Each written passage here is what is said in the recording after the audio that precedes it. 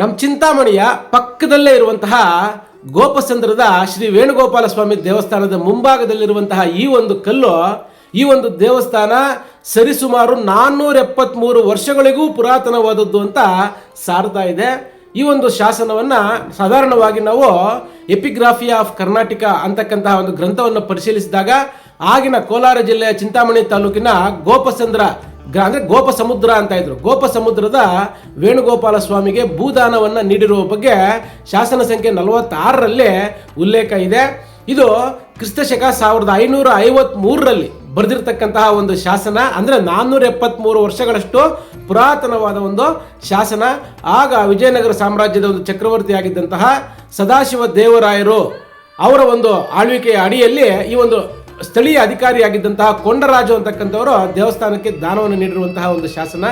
ಅದ್ಭುತವಾಗಿರ್ತಕ್ಕಂತಹ ಒಂದು ದೇವಸ್ಥಾನ.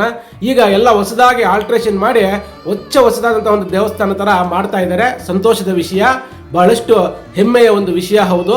ಆದರೆ ನನ್ನ ಒಂದು ಸಣ್ಣ ಅಭಿಪ್ರಾಯ ಏನಪ್ಪ ಅಂದರೆ, ಈ ಒಂದು ಪುರಾತನ ಕಂಬಗಳು, ಆ ಒಂದು ಪುರಾತನ ಗುರುತುಗಳನ್ನು ದಯವಿಟ್ಟು ಅಳಿಸಿ ಹಾಕದಂತೆ ಪಕ್ಕದಲ್ಲೇ ಒಂದು ವಸ್ತು ಸಂಗ್ರಹಾಲಯದ ಥರ ನಿಲ್ಲಿಸಿ ಅದಕ್ಕೆ ಸೂಕ್ತ ರಕ್ಷಣೆ ಒಂದು ವ್ಯವಸ್ಥೆ ಮಾಡಿದ್ರೆ ಮುಂದಿನ ತಲೆಮಾರಿನವರು ಸಹ ಆ ಒಂದು ಹಳೆಯ ಅದ್ಭುತವಾಗಿರ್ತಕ್ಕಂತಹ ವಾಸ್ತುಶಿಲ್ಪವನ್ನು ನೋಡಲಿಕ್ಕೆ ಸಿಗುತ್ತೆ ಅಂತ ಹೇಳ್ತಾ, ಮಾಹಿತಿ ಇಷ್ಟ ಆದರೆ ಲೈಕ್ ಮಾಡಿ, ಮತ್ತಷ್ಟು ವಿಷಯಕ್ಕೋಸ್ಕರ ದಯವಿಟ್ಟು ಶೇರ್ ಮಾಡಿ. Thank you.